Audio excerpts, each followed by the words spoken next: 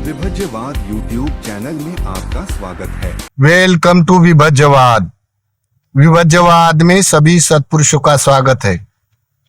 कामे सुमिच्छाचारा वेरमणि शिक्षापदं समादयामि।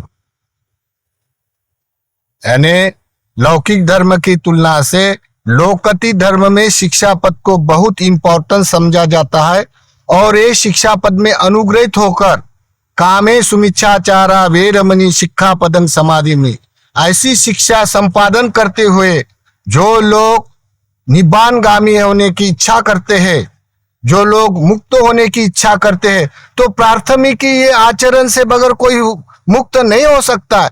इसी कारण जैसे संसार में देखा जाने से संसार की उत्पत्ति ही लिंग संस्कार है। देखो, संसार की उत्पत्ति लिंग संस्कार है। आप इसके लिए विभज्यवाद ने 4 वीडियो प्रकाशित किया है। पुनर्जन्म, प्रजनन, निद्रा और आहार। ये जीवनचर्या का स्वाभाविक धर्म होता है जीवन यापन करने वाले। इसके लिए विभज्यवाद ने 4 वीडियो प्रकाशित किया। वो देख, इनमें से प्रजनन ये वीडियो इस वीडियो से रिलेटेड भी है। तो देखिए, ये कामे सुमिच्छाचारा यानी धम्म का स्वभाव जो कुशल और कुशल है, तो दूसरे पर स्त्री पर पुरुष गमन करने के लिए सम्मति नहीं देता है। लेकिन लिंग संस्कार होने से, प्रजनन होने से, संसार की उत्पत्ति होने से ये लोभ मूलक धर्म है। और लोभ मूलक धर्म मनुष्य के लिए कोई जीवन यापन जैसे संसार चलने के लिए बड़ा रसमोही होता है। ये सब संस्कारों से ये का लिंग संस्कार बड़ा महत्वपूर्ण समझा जाता है। इसी कारण नाना यतन प्रयत्न किया जाता है। तो जो कोई अपने पत्नी से एकनिष्ठ रहता है फिर भी वो लोभ मूलक ही धर्म है। लेकिन पर स्त्री गमन करना ये अति लोभ मूलक धर्म में कहलाता है।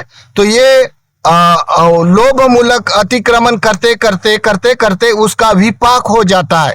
तब लिंग संस्कार में जैसा स्त्री भाव पुरुष के प्रति, पुरुष भाव स्त्री के प्रति परिवर्तन होते होते, जैसे स्त्री पुरुष के प्रति लिंग संस्कार परिवर्तन होते अतिरेकपना हो जाता है, तब उसकी फाइल बनती जाती है संसार में। जैसे उभयत्व लिंगी हो जाता है, स्त्री पुरुष के प्रति से लिंग संस्कार होने से, अतिक्रमण होने से उभयत्व लिंगी बन जाता है। फिर उभयत्व लिंगी के बाद फिर ट्रांसजेंडर बन जाता है, ट्रांसजेंडर के बाद नपुंसक बन जाता है। ये उसकी वाली कर्म विपाक के कारण या अतिरेक के कारण ऐसे संसार में हकीकत होती है। ये लोकति धर्म प्रकाशित करते हैं ये लिंग संस्कार। तो ये हम बताने का प्रयास करते हैं कि संसार में जो गृहस्थी जीवन यापन करते हैं, इसके लिए पर स्त्री पर पुरुष गमन करने की सम्मति नहीं देते हैं, क्योंकि ये कुशल धर्म में आते हैं। और जो कोई साधु जन हो या लोकति धर्म के भिक्षु जन हो, उसको साधु जन ने ये कामे सुमिच्छारा का निषेध किया होता है। इसी कारण ये ब्रह्मचर्या करते हैं। और लोकति धर्म में लॉ के कारण विनय पिटक के आधारशिला से जैसे कोई ब्रह्मचर्या का खंडन करता है या व्यभिचार करता है, तो उसका बहुत बड़ा दोष माना जाता है पाराजी का। और पाराजी का दोष हो दूसरे को कहे भी ना, तो उसके आने होने वाला जो उपलब्धि है वो ऑफ हो जाता है। इसी कारण पातिमोक्ष का ये मुक्ति का साधन निवारण का पवारना होती है। देखो, ये कितना बड़ा सिस्टम है। कामे सुमिच्छाचारा वेरमणि शिक्षापदं समादयामि। जैसे कि सामान्य जनों के लिए देखे, जैसा कोई मनुष्य हो, पर स्त्री को वो छेड़ता है, लेकिन अपने बहन को कोई छेड़ा तो दूसरी की माँ के बारे में सोचता नहीं, लेकिन अपनी माँ व्यभिचारी हो तो या अपनी पत्नी व्यभिचारी हो तो ये एक अपने घर में रख सकता है? वो नहीं रख सकता है। क्यों? कि ये मर्यादा है। ये कुशल धर्म के लिए मर्यादा होने से वो मनुष्य स्त्री को स्त्री, वो समर्पण होने से, पुरुष ताकतवर होने से पुरुष भाव, वो स्त्री भाव का रक्षक भी होता है। तो जो कोई स्त्री का रक्षण करता है अपनी माता भगिनी जैसा, उसका भी कुशल धर्म में पुण्य संपादन किया जाता है।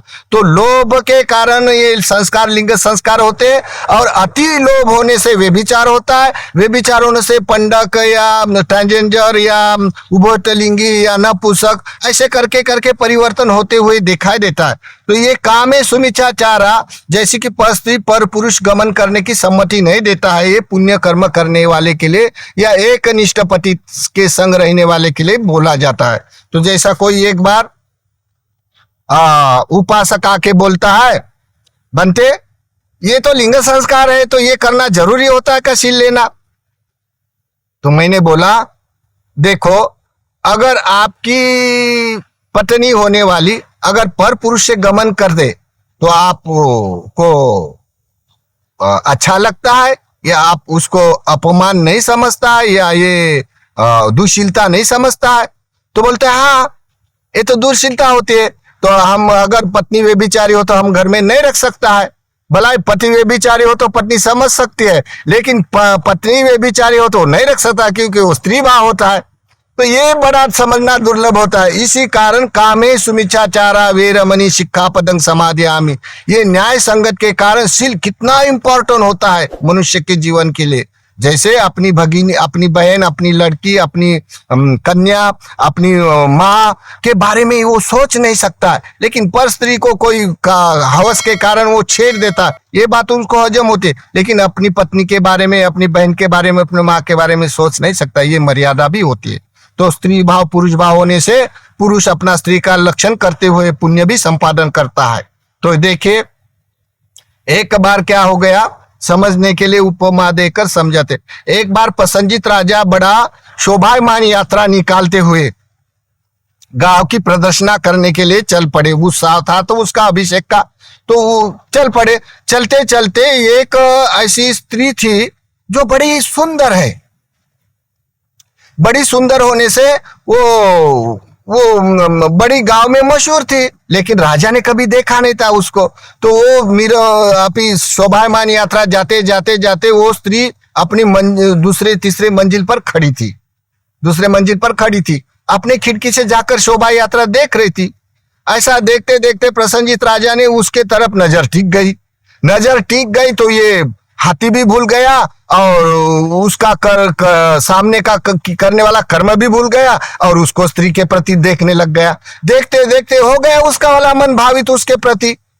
अभी देखो भावित हो जाने से वो रात भर न सोते हुए दूसरे दिन अपने आमत्य को बुलाकर बोलता है, जाओ वो जो स्त्री है ना उसका कोई स्वामी है क्या, नहीं तो देख को पूछ कर बताओ मुझे, मैं उसको पटरानी बनाऊंगा। देखो अगर कोई किसी के मन में कामना उत्पन्न होती है तो दिखने वाली एक तो हो जाती है, फिर रात में अपने में ख्याल में आने वाली बहुत दुर्लभ, बहुत अपना वाला बेकार करने वाली होती है। फिर भी ये कामुकता होती है, बड़ा सुख कारक होती है, फिर भी ये लोभ मूलक धर्म होता है।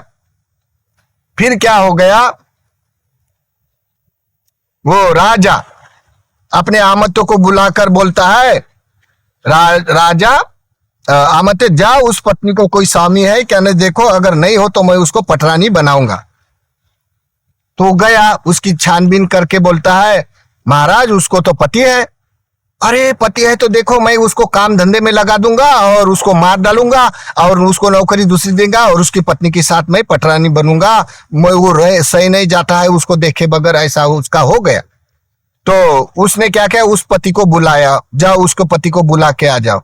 तो बुलाने के जाए तो वो पति झट से जान लिया उसने, पति ने, मेरी पत्नी सुंदर है, इसी का कोई ना कोई बहाना है, इसी कारण राजा मुझे अभी तक नहीं बुलाया, लेकिन अभी बुला रहे थे, ये कोई कारण ही होगा। ऐसा बोलते वक्त उसने समझ लिया, फिर ना नहीं कर सकता है। आया, आने के बाद बोलता है, मेरे कारकुन मेरे राज दरबार में आप नौकरी करो। तो बोलता है मैं नौकरी नहीं करूंगा, मेरा काम धंधा अच्छा है। तो बोलता है देखो मुझे नहाने के लिए लाल मिट्टी लगती है और ये पहाड़ों पे है, और मेरा आदेश है आप जाओ और वो मिट्टी लेके आ जाओ।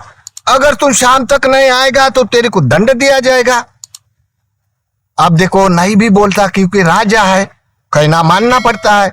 तो उन्होंने क्या किया, अभी मेरा घात करने वाला है और मैं झट से एक दिन में कैसा आ जाऊंगा। तो जल्दी से जल्दी आया और पका हुआ, बोलते पत्नी को भात पका है क्या, तो बोलते नहीं थोड़ा पकने का है, तो ऐसा बांध दो बोलते मेरे कलसी में।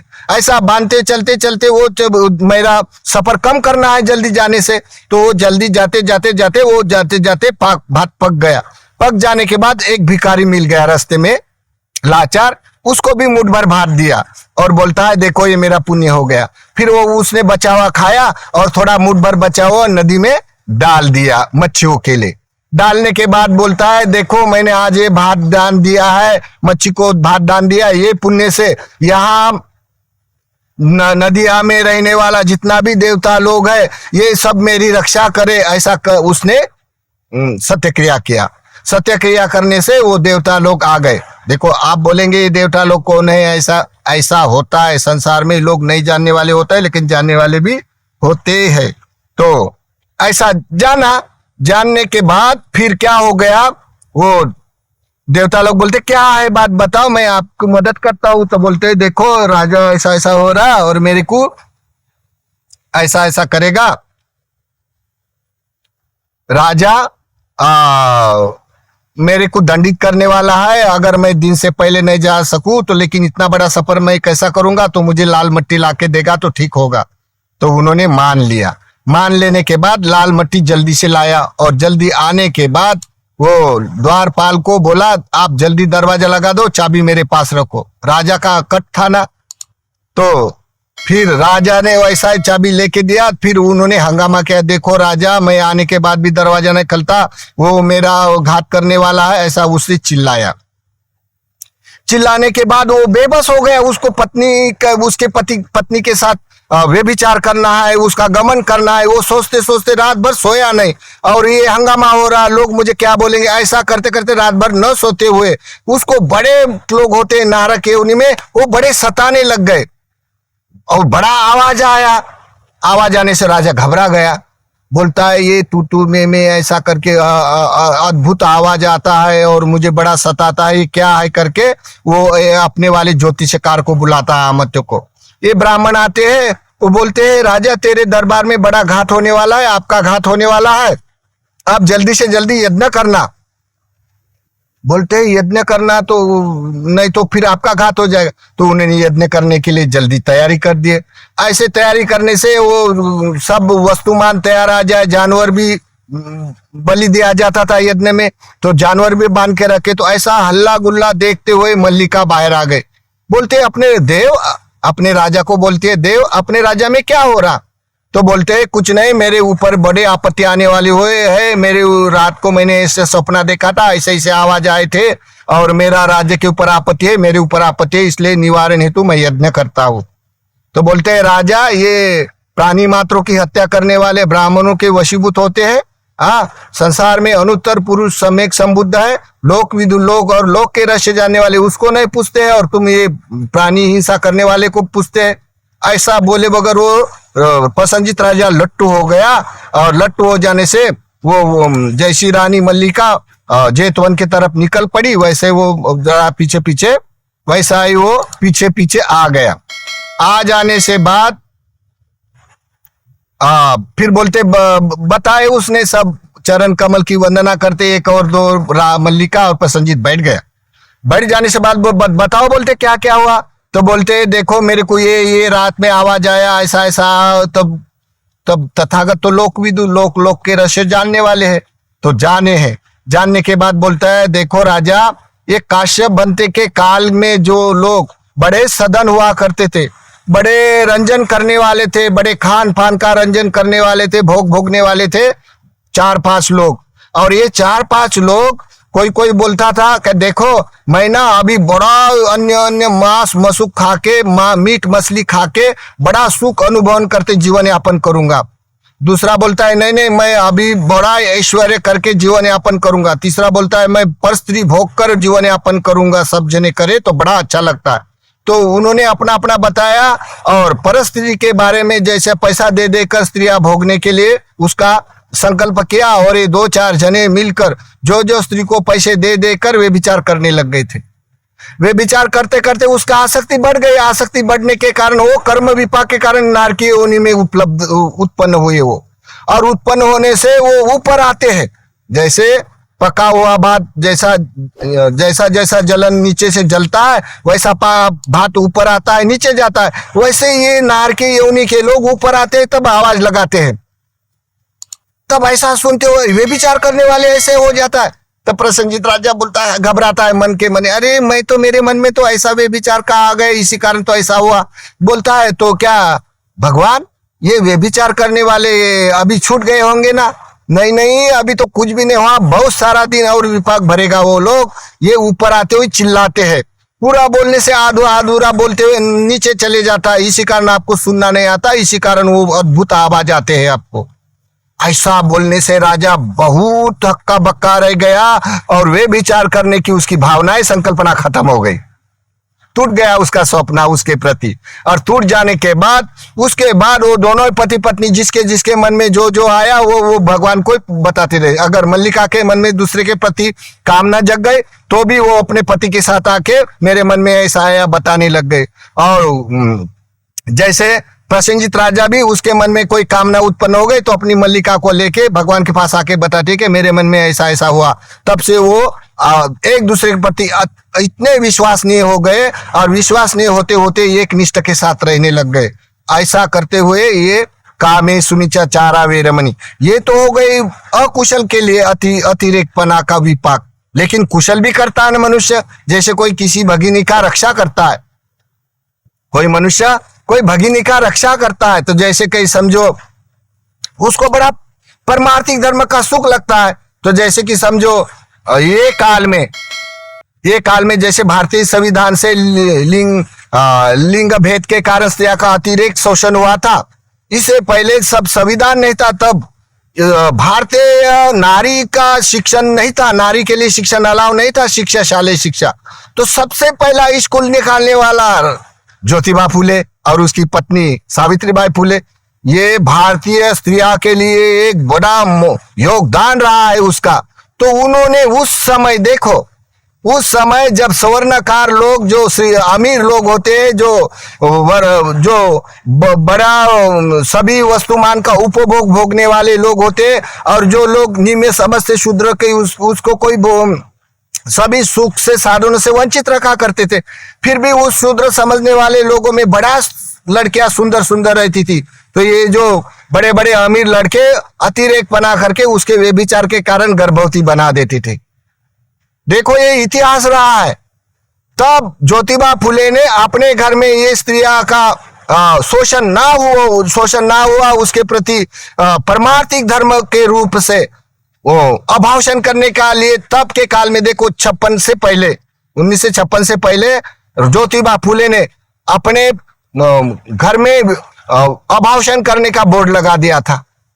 देखो, और एक बार की घटना ऐसी रही, जे कोई प्रेग्नेंट रही थी एक लड़की, अगर लड़की प्रेग्नेंट रहने के बाद उसका कोई उपचार नहीं हुआ करता था, उसको जान देना पड़ता था, तो वो जान देने के लिए चली गई कुएं के ऊपर। जाते जाते ज्योतिबा फुले को मालूम हो गया, उसने जल्दी से जल्दी उसका हाथ पकड़ के खिंचाया। खींचने के बाद उसको बच जाने के बाद बोलते अभी तुमने तो हाथ खींचो बचा दिया, लेकिन इसका कौन करेगा मेरा ये दुख, ये मेरे ऊपर उसने बलात्कार किया, ये अमीर लड़के और ये लोग हमको ना वो नारी बनाते हैं ना हमारा भला बुरा सोचता है, तो हम क्या करेगा जिंदा रह के। तब वो ज्योतिबा फुले ने ये लड़की को घर में लाया और उसकी डिलीवरी किया। डिलीवरी करने के बाद उसका लड़का जो हुआ था वो यशवंत नाम का, लोग बोलते हैं ज्योतिबा फुले का लड़का है, लेकिन उसका कोई अपना लड़का नहीं था।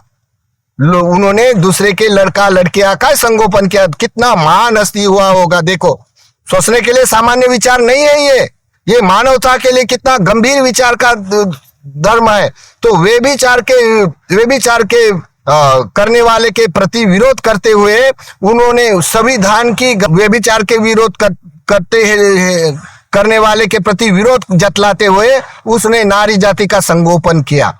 देखो ये ज्योतिबा फुले की ये भारतीय स्त्री जाति के ऊपर कितना अनुकंपा रहा है, कितना गंभीर उसका वाला सिद्धांत है ज्योतिबा फुले का। उसके बाद 1956 के बाद भारतीय संविधान लिख गया, तो जो शूद्र जाति को नीमे समझते हुए उसका शोषण हुआ था और लिंग भेद के कारण स्त्रीय जाति का जो शोषण हुआ था, उसके ऊपर उसने भारतीय संविधान से एक बहुत बड़ा मंडल तैयार किया और हिंदू कोड बिल मंडल तैयार कर दिया और स्त्री जाति को अति आरक्षण की जगह से उसे सुरक्षित किया। तो देखो आज भारतीय संविधान से भारतीय सभी स्त्रियां सुखी है। ये बाबा साहेब की अनुकंपा है और ज्योतिबा फुले की अनुकंपा है। लेकिन जो इसी कारण जब कोई मनुष्य कामे सुमिचाचारा ये शील के बारे में लोकति धर्म में शिक्षा दिया जाता है, अपने पारिवारिक जीवन यापन करने के लिए अपने पत्नी के पति के साथ एक निष्ठ के रहने के लिए सम्मति देता है, लेकिन पर स्त्री पर पुरुष गमन करने के लिए सम्मति नहीं देता है। दूसरा, अगर कोई मुक्ति के लिए भिक्षु या भिक्षु उत्पन्न हुआ, भिक्षु भिक्षुनिया हो, तो उसको ये व्यभिचार के लिए सम्मति नहीं देते। उसका बहुत बड़ा दोष माना जाता है पराजिका, वो भिक्षु नहीं रह जाता। अगर भिक्षु भी हो जाए तो उसका जो मार्गफल का उपलब्धि का ऑफ हो जाता है, तो उसको बताकर उसका निवारण किया जाता है। ये बुद्ध शासन में बहुत बड़ा लाभ भी होता है। तो कामे सुमिचाचारा वेरमणि शिक्षापदं समादयामि, ये सामान्य शील नहीं है, ये दुनिया का सिस्टम है, आचार संहिता। इसी कारण भारतीय संविधान में और अन्य राष्ट्र के भी संविधान में पाप कर्म करने के लिए निषेध किया जाता है, उसके लिए दंडित किया जाता है। इसी कारण सद्धर्म में उसका संगपूर्ण होने के लिए लोकति शासन में शील लिया जाता है। कामे सुमिचाचारा वेरमणि शिक्षापदं समादयामि।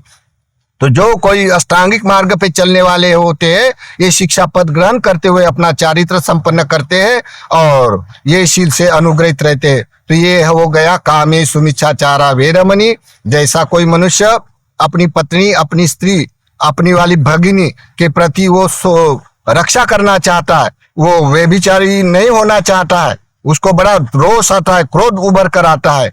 लेकिन जब कोई पर स्त्री पर पुरुष गमन करता है तो ये उसका अतिरेकपना हवस हो जाता है, उसका अति लोभ हो जाता है।